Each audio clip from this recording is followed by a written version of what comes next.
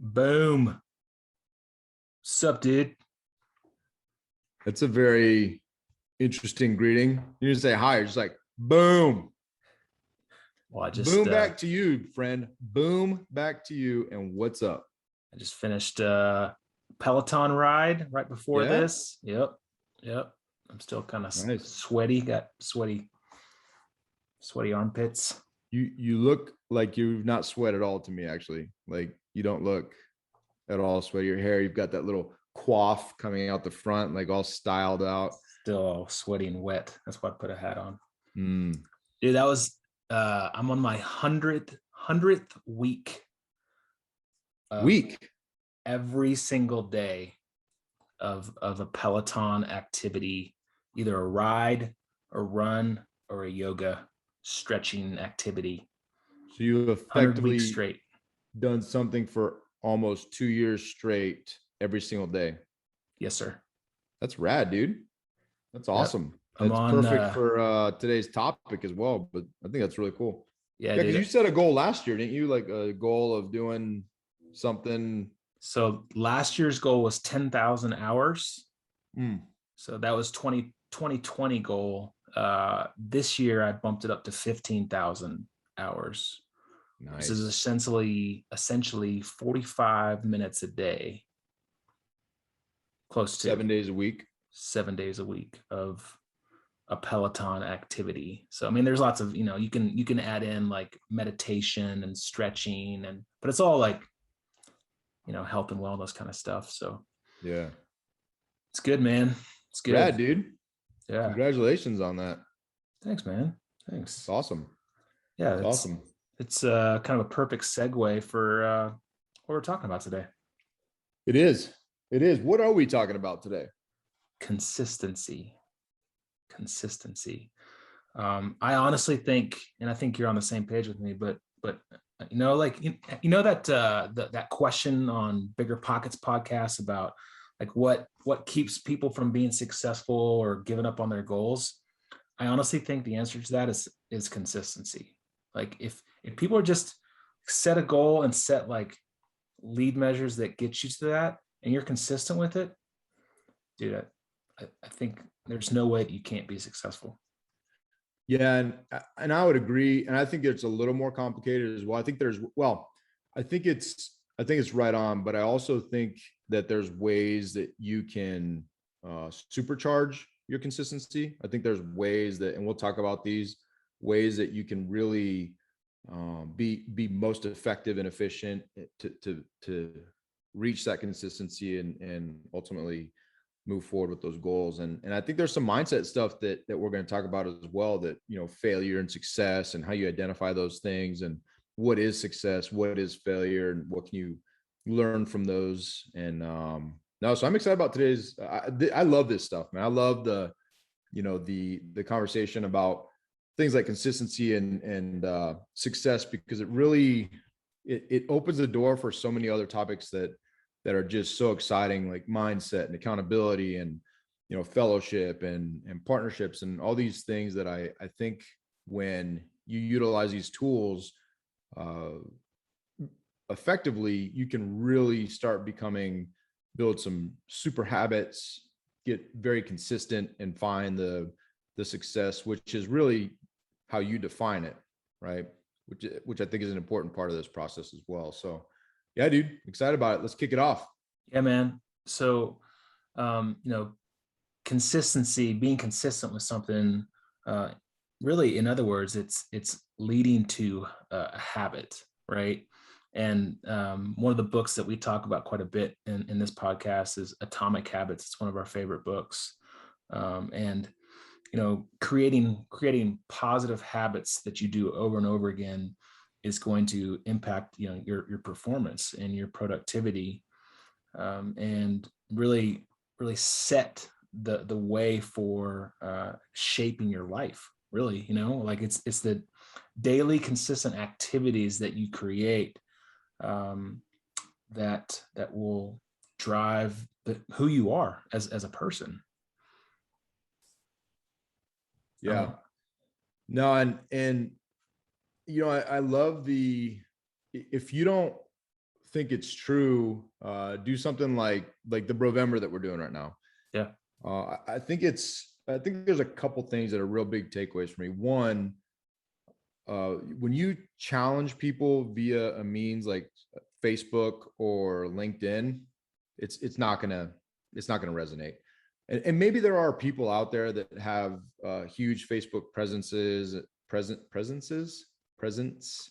and Yeah, sure. presences that have huge presences, and maybe there, and I'm sure there are people out there, influencers, that they can put something out and people will flock to it, or they'll take action. But I think that's also, there's some artificiality there because of the potential lack of intimacy of people doing things together.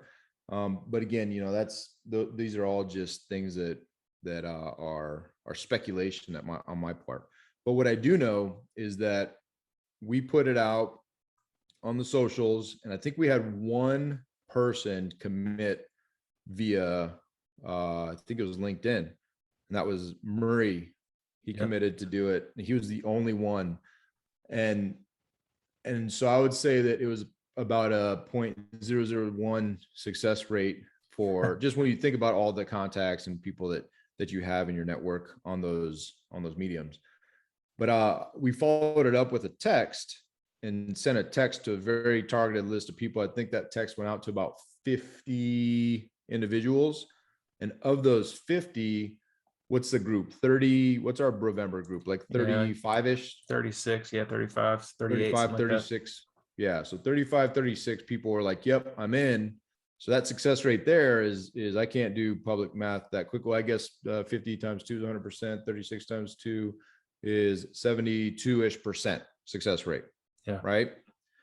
And so that's pretty significant.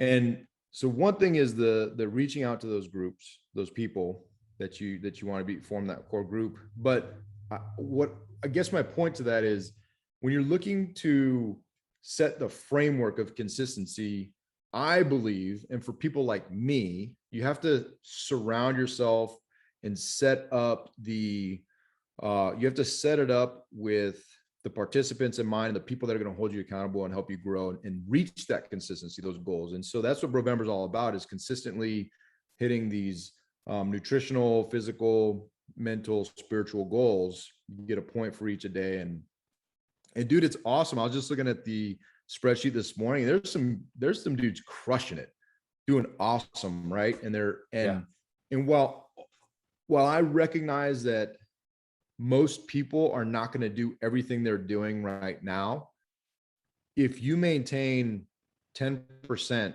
of those things that you're doing consistently for 21 days, you've grown 10% better.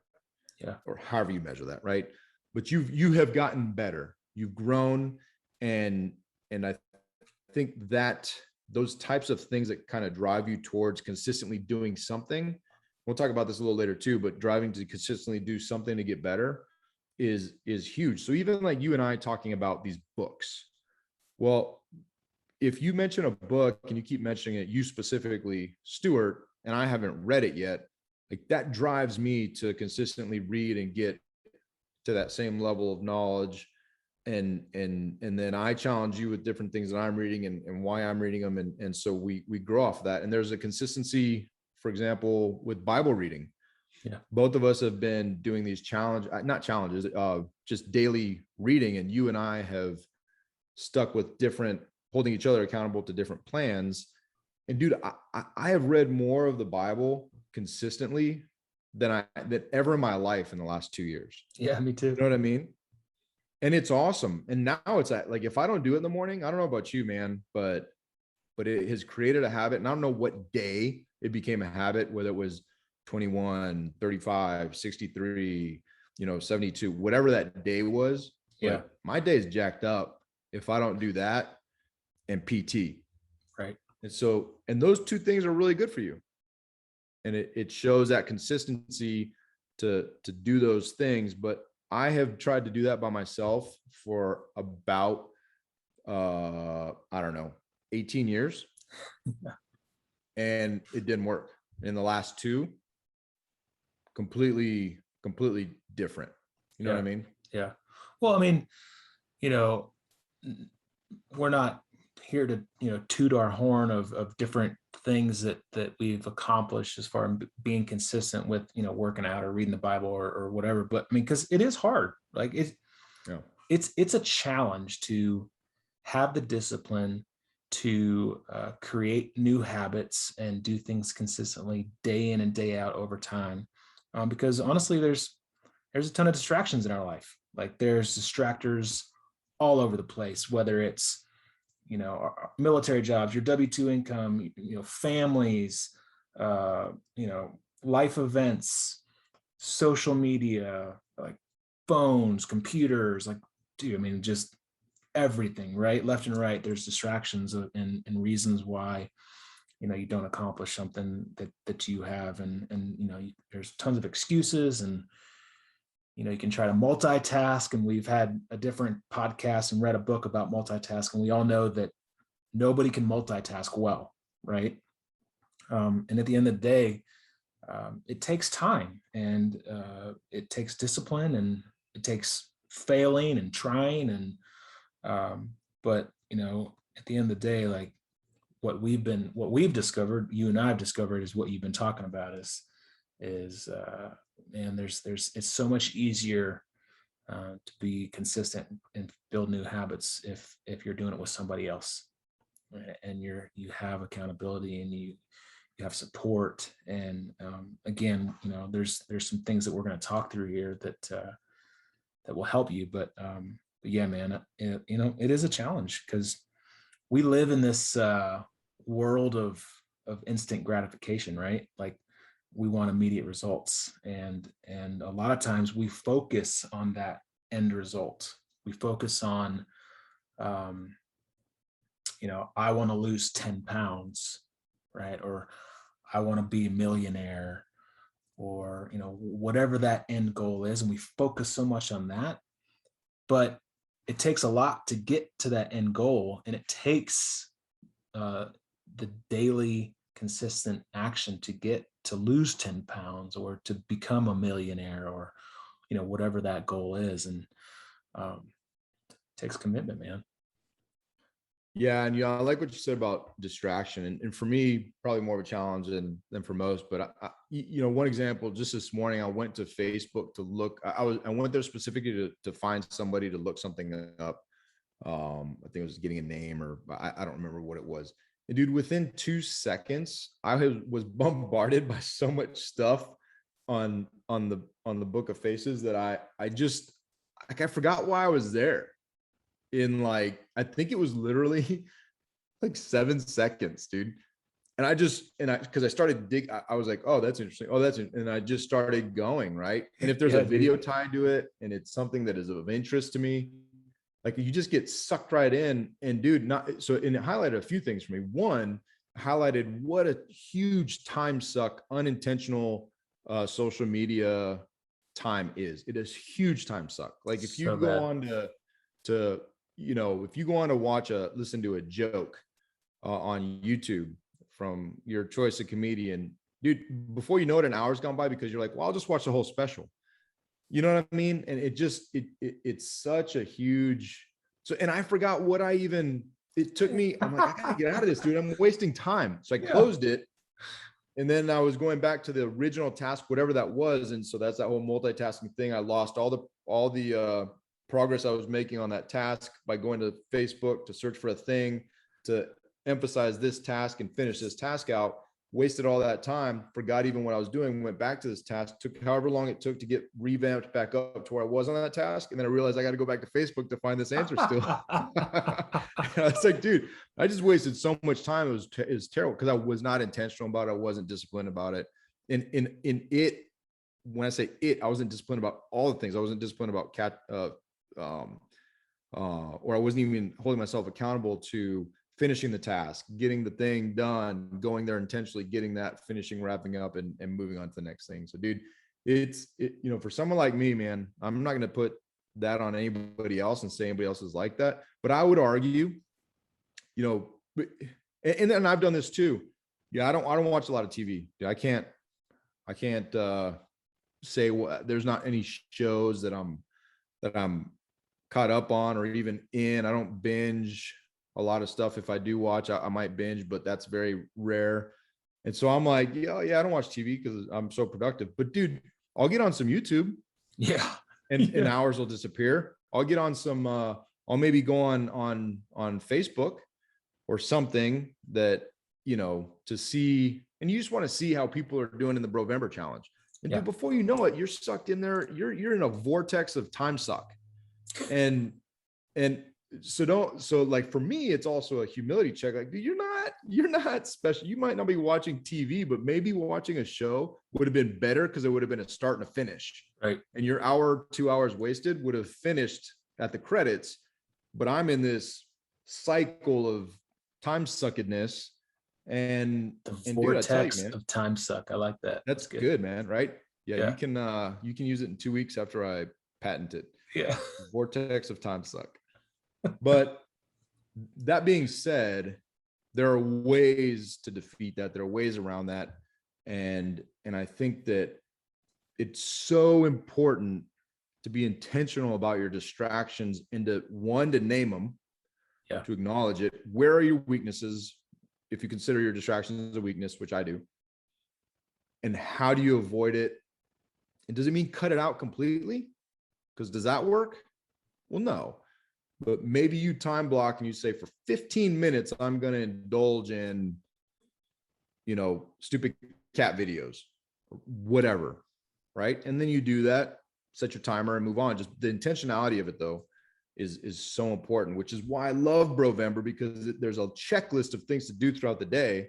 And now if it's a priority to me, I got to plan around that. Yeah. Yeah. And that getting into more of Brovember that we've been doing here. And this is coming out, this podcast will come out right at the end of it. And we're kind of in the middle of it right now as we're recording this. But,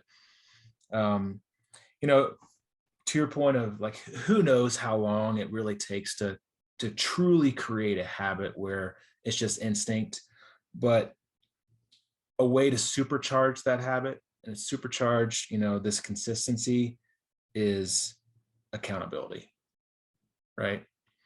Dude, for real. Because when my habit and my consistency now becomes a shared habit with you or with a group of people, and then we check each other on it, there's so much more power to that, to make it a reality. Yeah, man. No, I love it, dude. And here's the thing. And it's we fun. Both have heard.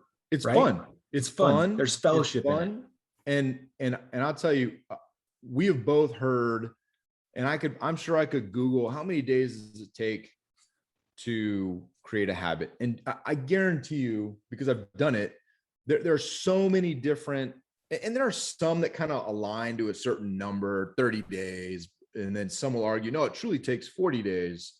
And others will argue whatever those numbers are, dude. They're all theories, right? We're all individuals. There's no way you can bin everybody in the world and say it takes this many days exactly for this person for this habit. I don't think the number of days matters. How many days it takes to create a habit. What I believe is the most important question to ask is, what is the habit? Because for me to PT, to work out, it may take me like 3 days to get back into a habit of working out, because we have a history of 20 years of military career and whatever sports and whatever, that's just a part of who we are. To fall out of it is easy, but then to get back into it may take 3 days. Yeah. Someone who's never done a working out, it may take them 30 or 40 days to get to that point. Like you don't know it. The time doesn't matter. We're too focused on, well, in 30 days, there's some magical thing's going to happen and I'm going to wake up and be whatever. Yeah. I just don't think it works that way. But I do think the habit is what's important. And I think you can supercharge that habit creation, like you said, with that accountability. And then, dude, it's not only multiplying your chances, you're literally multiplying the impact and the overall effectiveness of this habit. Like in this group, we do these texts, every morning or however often, put Facebook posts. That's the guys in the group. There's 30 plus guys in the group that are getting that, right? They're having that. And so you're literally multiplying across the entire group, and they're going to pick the things that are important to them and the things that are not, be held accountable to. But at the end of the day, you're becoming better. And there's nothing like that accountability that has the same impact. I don't care how much, I think it's interesting that we also sometimes we sell this short, right? We sell the power of fellowship through accountability super short. And we believe, because a lot of it is because we're Americans, we're very independent. It's part of our culture, but we believe in the power of these self-help books that are going to make us better. You read this book, you're going to be better. And dude, I'm just going to say, right, bull crap, Yeah. hogwash. We have more self-help books today in everything ranging from health to how to make friends and whatever. And yet we live in a society that I believe, well, numbers will speak to some of these, but we live in one of the most obese countries in the world. We're always in competition with, like, I think it's Australia. We're always flip-flopping which one is the most obese nation. So we have these self-help books and all these things, all these resources tell you how to lose weight, yet we have the most obese. We have probably one of the most tired, especially if you live in Europe, dude. If you live in Europe, you see how much they vacation, how important, what do they call it? Like their summer breaks, they call it holidays, Yeah. right? Yeah. All summer's a holiday. Christmas is a holiday. Like they take holidays and they look at us and like, all you guys do is work. And you look at those cultures, you live in them, and you're like, so the Americans we're fat, we're tired. We live in this, keeping up with the Joneses, and you've got this and I don't, I'm going to compare. But yet we have all these resources and self-help books. And so what is the disconnect? Why are we still not succeeding and being who we want to be and where we want to be? And I think a large part of that is because we also have this huge independent streak that we're like, well, if it's going to be, it's up to me, and pull yourself up by your bootstraps, and it's all about you. And I would offer that is a lie. It is a huge lie that you have the self-discipline and the will to make these changes and to make them stick. I don't believe it. If it was true, then the other things I mentioned would not be true. But here we are. Yeah, man, I 100% agree. And I don't know where I heard this or read it.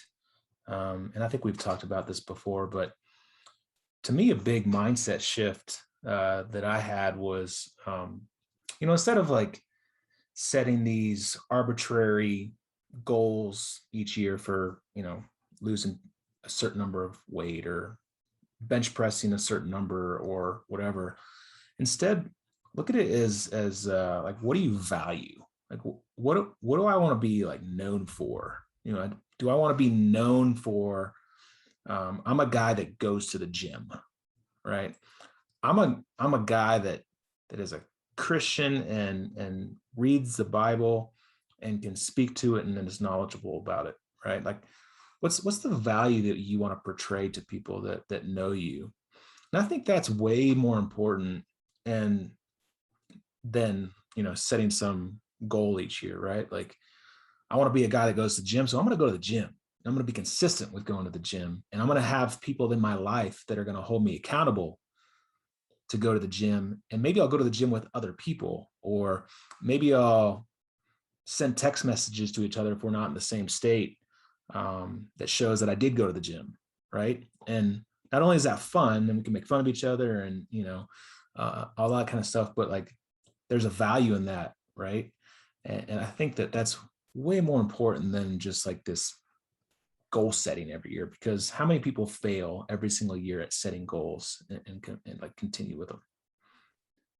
Yeah. And they, what do they say? The gym membership is highest in January through March, right? Yeah. January, February, it's like the highest numbers. And then they kind of piddle off, especially you get into these different you get further through the year. But, I think that, and when you mention the fun part of it, and it's funny because I'm sure if there are some outside people that go to Facebook and they see me and taking pictures, selfies with those dudes, like they would be like, cause like a lot of people with their shirts off doing the thing, but people in our group know that it's 100% fun, right? Like I don't do selfies, and I don't, that's not a thing, but we do it to, one, for accountability, to say, hey, I was at the gym, I was there. Were you there? Yep. But two, it's just funny, man, making war faces. I mean, Zach's war face is like, it's like he's confused, and mine is just dumb, and I acknowledge it. And then, Eric now, who's part of this group that meets me at the gym at 5:30 is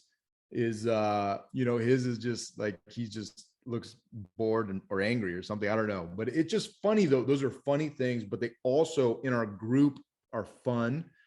And I don't care what outsiders think, to be quite honest with you. I could care less. Somebody I don't know. And I think we should focus on that too, as we look to gain consistently and look to be better. Stop worrying about what everybody else thinks, man. Stop worrying about how many likes you get and how many comments you receive and the little heart emojis and the smiley faces. Do it. Pick your group of people and get your butt to the gym at 5:30 in the morning, because that's powerful. And it doesn't matter what anybody else thinks. You're in the gym at 5:30 in the morning. And dude, I'll tell you what, I can honestly say we're at day 14 right now? No, 12. It's a 12. Yeah, 12. I would not have been at the gym for 12 days straight at 5:30 without these dudes. Yeah. I promise you. Because I woke up a couple mornings and the only thing that got me to the gym was knowing that they were going to be there. And if I have to send a text and make some weak ass excuse about why I'm not going to be there, yeah, like they know, dude, they read right through that. And if they send me a text, dude, I'm going to clown them. Right. Right. And so that accountability is so much more powerful than any willpower you think you have, because you just don't have it. You don't. You may have it in certain things. Like you have willpower to wake up at 4 o'clock in the morning or whatever, for however long you woke up at 4 o'clock in the morning. And you clearly have willpower, but I also think there's accountability in the Peloton, because you do it with groups, you do it with there's things, there's ways that you're doing it that people will know in November, they'll know. But there are things you have willpower with, but there are other things that you absolutely don't, right? And we could admit those things. And so I think that I think we need to get past the lie of self-sufficiency, self-discipline in every area of your life to make you better. I just need to be better. Okay. Yep. There's a self-help book for that. I promise you, whatever it is you need to be better at, I promise you. And I'm not hating on self-help books. I love to expand my toolkit with some of those things, but dude, there's a lot of lies in those. Yeah. There's a lot of lies in them that you just can't believe. And I truly believe that accountability leads to consistent and repeatable gains, whatever those gains in your life that you need, that will help you to grow, period. Yeah. Well, the type A, like pilot needing a checklist type person that I am, like that, this challenge with a checklist you can just mark off every single day, a calendar where you can just mark off every single day, like, dude, that helps me so much, because I love like the feeling of like marking it off, checking it off.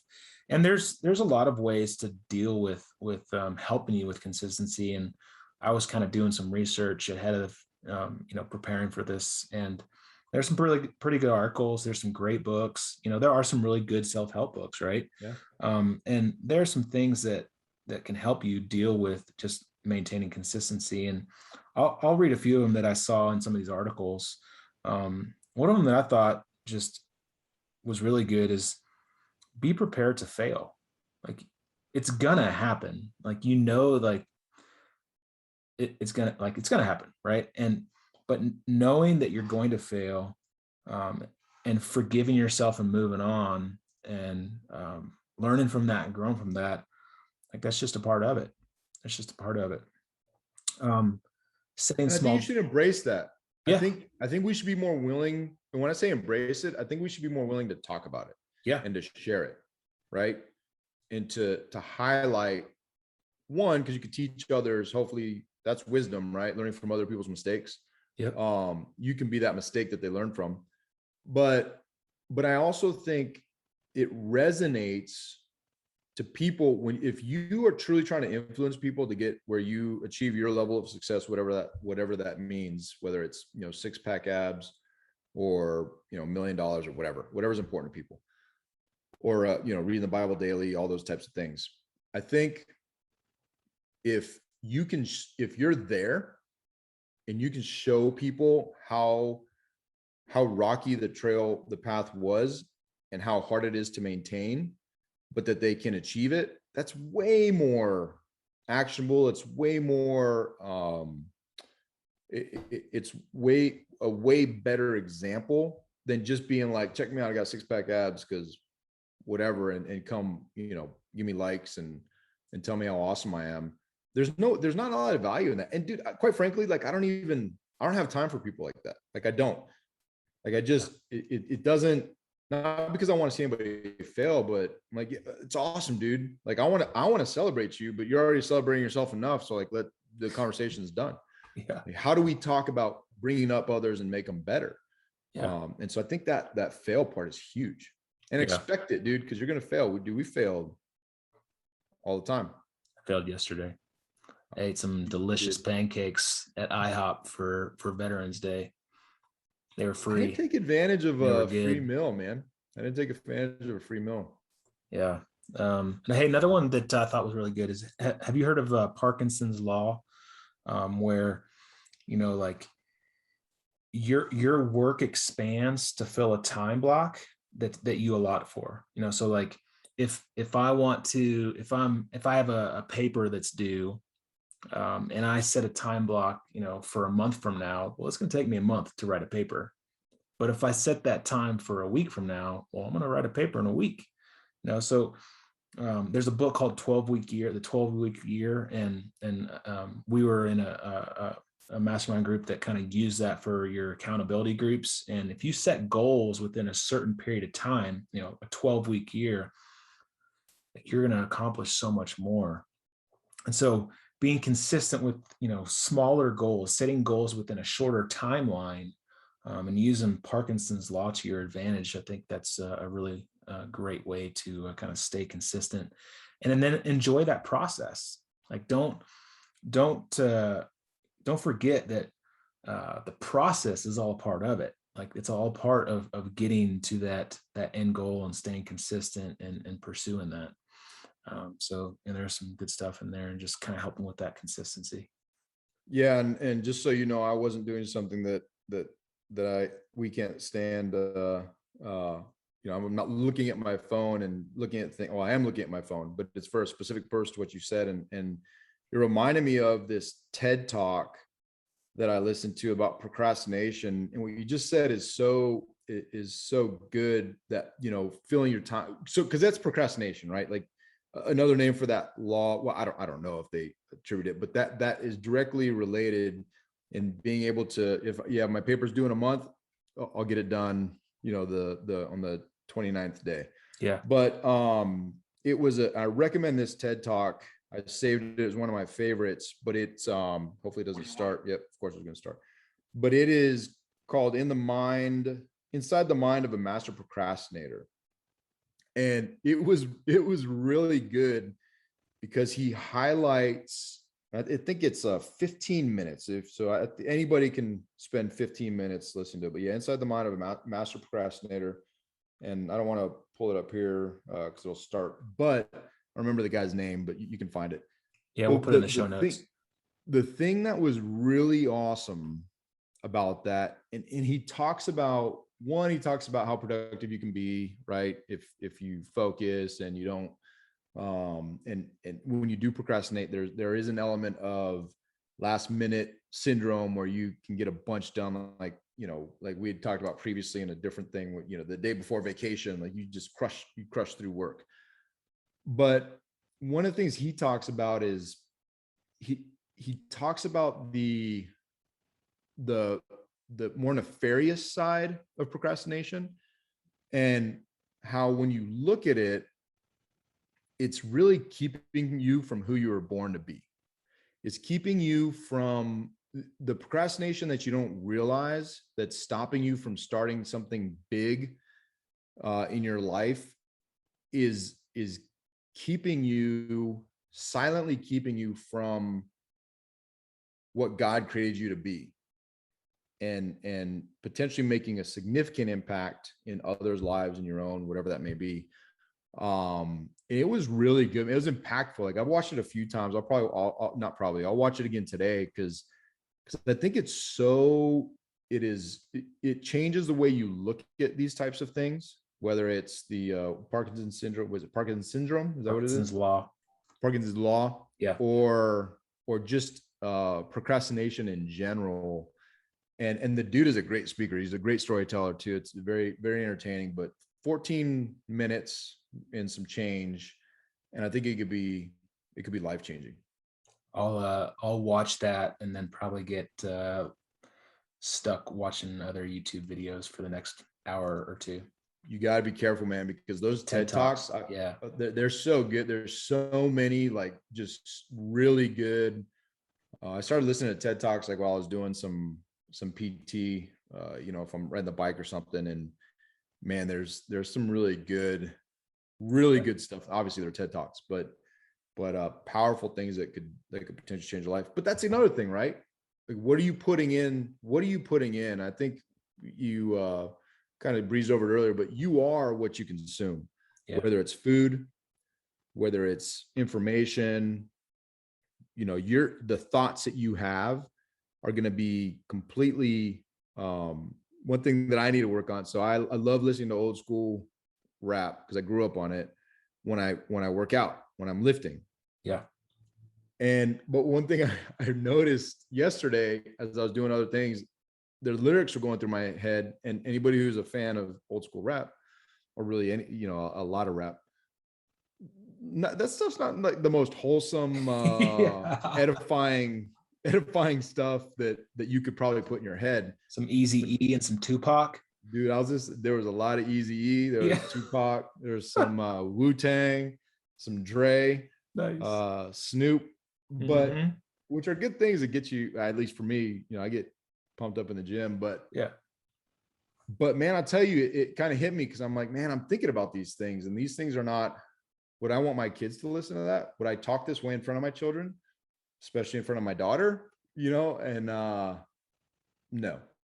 So anyways, that being said, it's more, you have to recognize what you're putting in your mind, putting in your ears, putting in your mouth. What you're consuming is who your friends are, who you spending time with. Are they building you up? If not, dude, find new friends. If your family's not building you up, you can't find new family, but you can change the way that you spend that time, or you can change the conversations, right? Yeah. So I think all these things being intentional is really important. Yeah. Well, besides, we talked about a lot, obviously, the accountability and the fellowship and surround yourself with certain people. Like what else, what else do you use as help to get you through kind of being consistent? Is there anything else that kind of you do to help you with? Yeah, man, I'll tell you, I'm a big believer in, the might of, the core to two, and I prefer, like, my personality lends itself to being, like, I love being around people. I'm an extreme extrovert. I get energy from the idea that people are going to even listen to this. Like, I get energy from that, right? And anybody who knows me knows I just love telling stories, hugging, trying to make you laugh, but also getting deep and just being around people. I love it. And so for me, the accountability piece is the biggest piece. Supplemented and sprinkling in these things, I do like to read books that are characterized as self-help books, but I also believe that, again, you're feeding your mind with the content so like a lot of the stuff I read, I'll read a bunch of fiction, I'll read a bunch of nonfiction, I'll put these things in my mind and try to be very intentional with what I consume.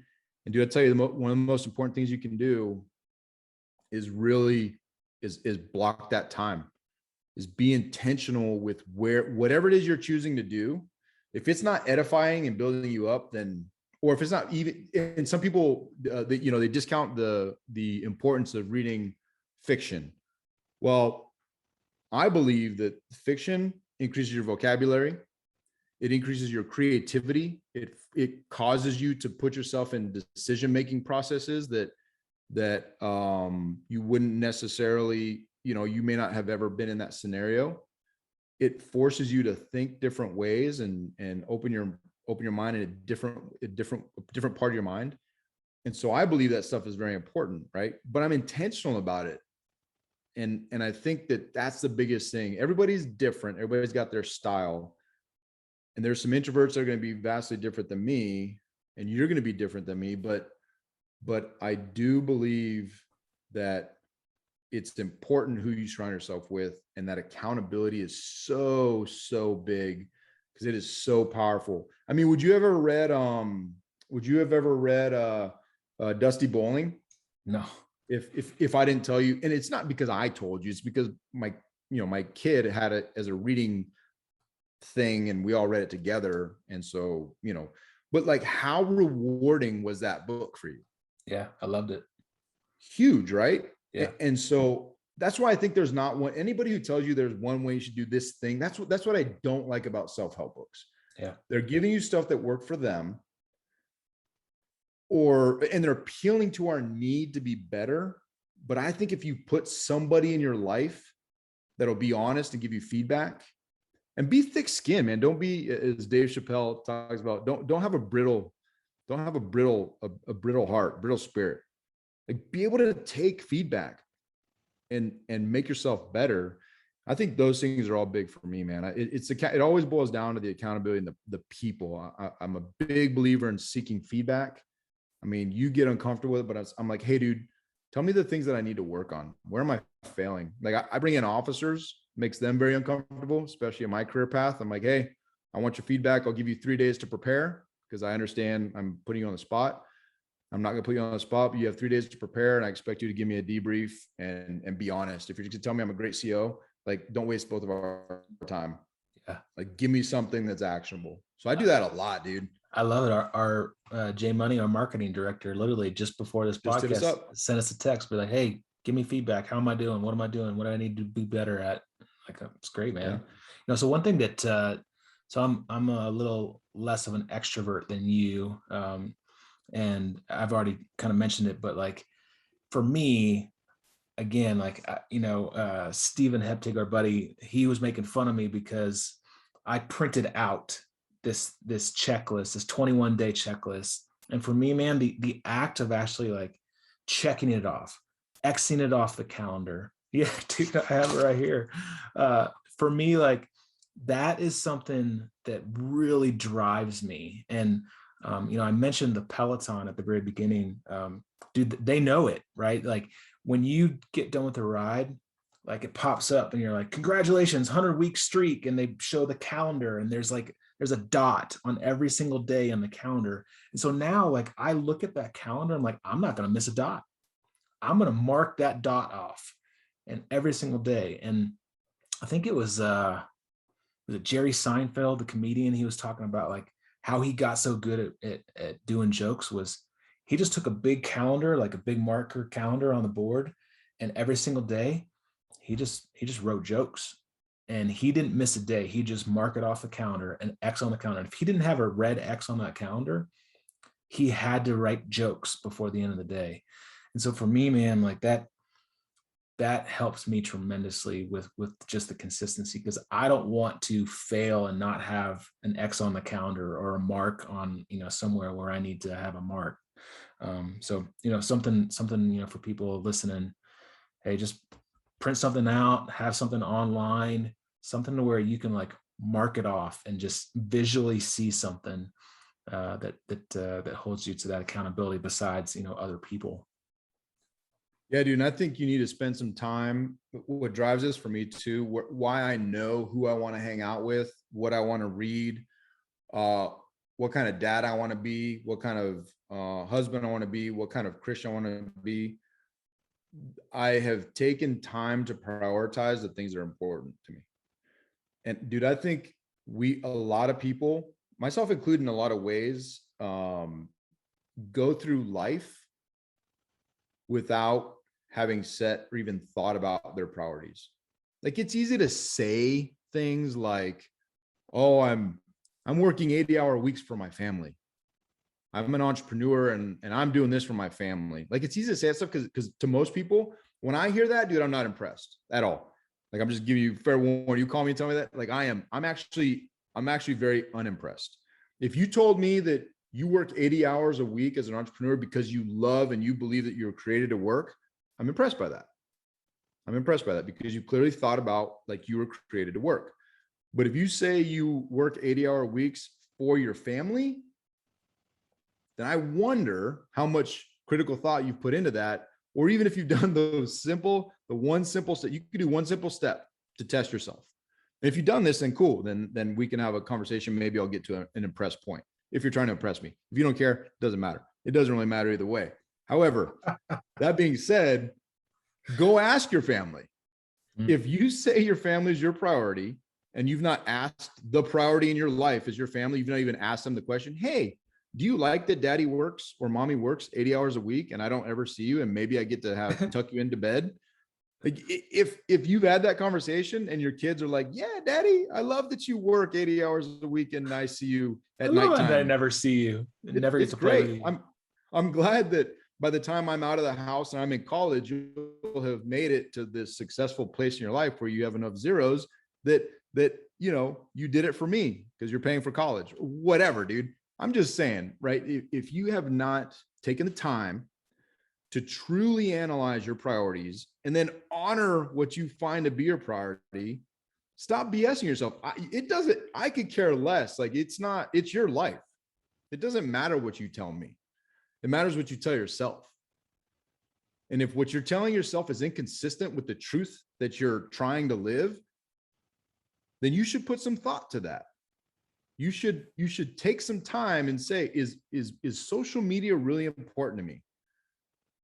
No. Okay, then why did you time it? Why did you spend 3.5 hours on social media today? Yeah. If it's not important to you, or it is important to you, and watching cat videos is truly something that inspires you because, and I laugh, but maybe you're a cat video influencer.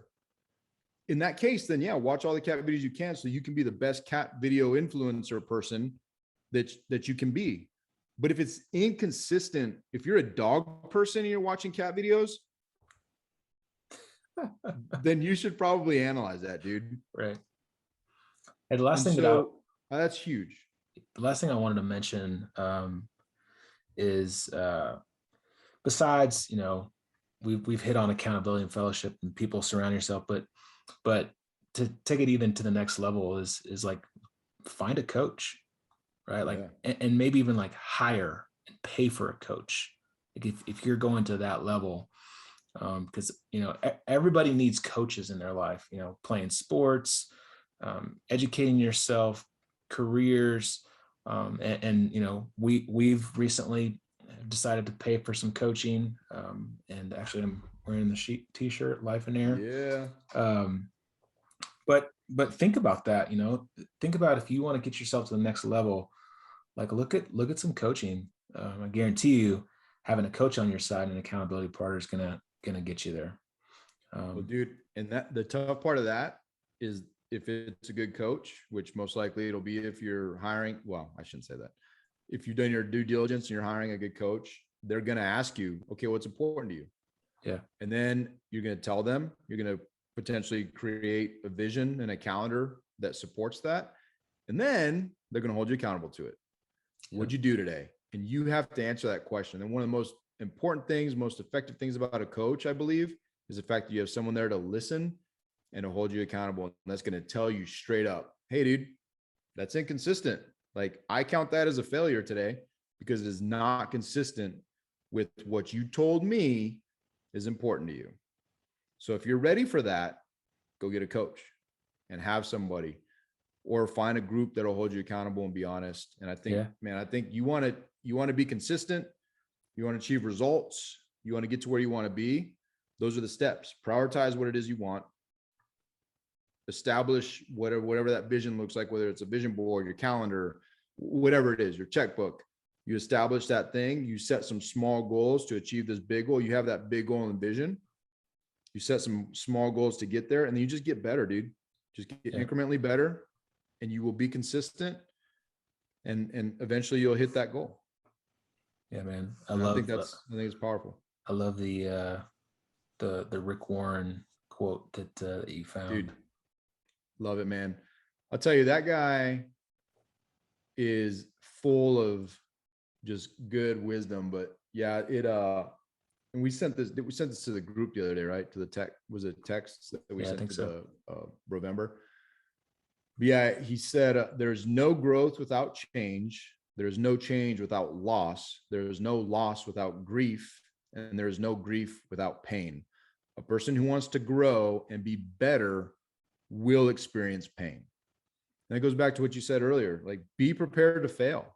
Be prepared to fail. If you want to grow, then there will be change, and change is always going to have loss and grief, right? And what that looks like is, it's specific to the change that you want, but you will experience that pain, but you'll also grow. I mean, your muscles, dude, can you grow? Well, you're probably a bad example, but you're literally tearing your muscles when you lift weight. Yep. And you're sore and it hurts. There's pain there, but you can grow, you can get stronger, you get healthy. Like, there's no growth or change that I think there's not an element of pain to, but also great satisfaction. Yeah, man. Well, you were kind of poo-pooing all over self-help books today, but there are some books that you and I have both read that I think are pretty good, and I'll mention them just real fast. I think I've mentioned a few of them already, but Atomic Habits, awesome book. What's the other one? 4 Disciplines of Execution, awesome book. Yep. And Jocko's book, Discipline Equals Freedom, awesome. And I'm sure there's tons more. But, dude, the Bible. I want to be clear. The Bible. Yeah. Number 1 self-help book out there, best book. I love that book. I want to be clear too, and I'll tell you, right now we're reading our giving. So these are the books I'm reading right now. Number 1, the Bible. We're at day 164, I think, today, of 185 or something like that. So we're almost done with that one. I'm reading our Giving Together Generosity book. Atomic Habits. I'm sorry, not Atomic Habits. Ego is the Enemy. Great. I've got Set for Life that I'm almost done with. I'm reading our community book. Yeah. And I'm trying to button up Grit.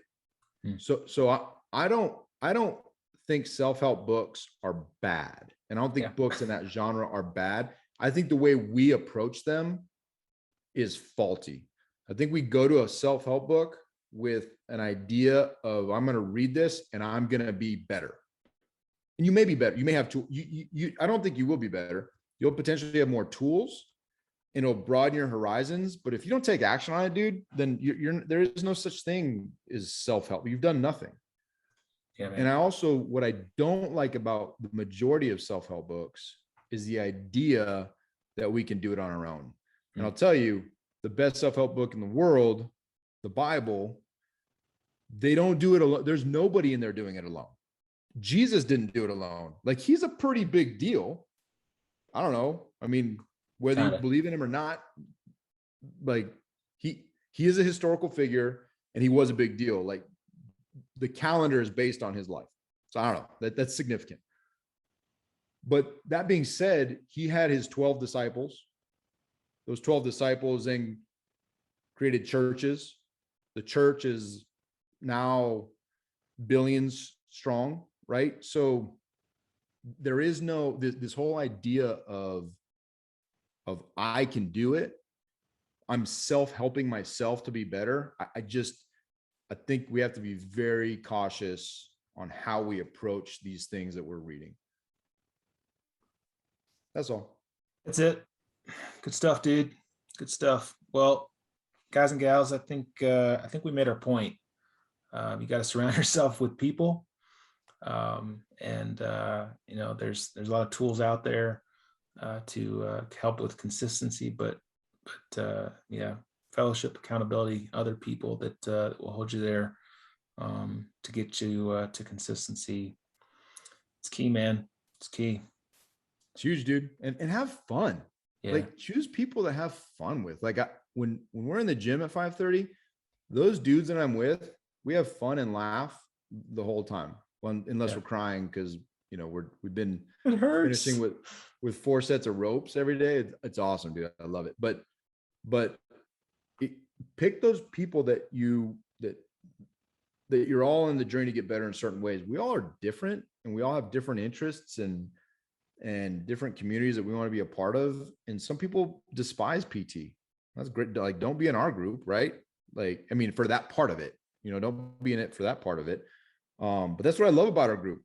It's a mental, physical, spiritual, like, it's open, but there is this element of PT that's huge, and it's not going to appeal to everybody, and that's okay. Yeah. And if you can't find the group, then what should you do about that? Talk to people that you surround yourself with, that you can, or start it. Start it.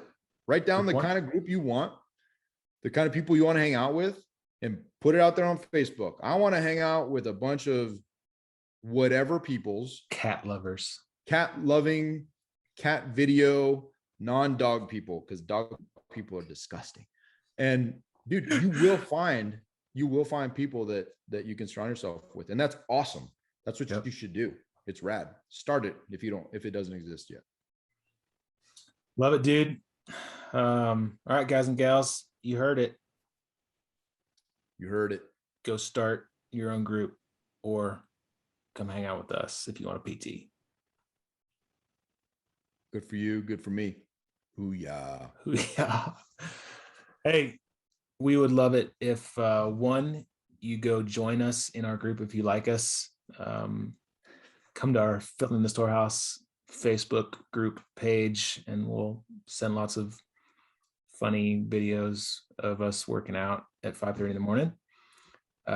2, we would love it if you give us a 5-star review. And 3, we would love it if you go fill your storehouse. Yes. I love all those. And hey, funny story, workout story. Yeah. This is how you know a good brother. And I won't put names. When you're doing sit-ups, sometimes you do tooties. Sometimes you accidentally do tootie toots.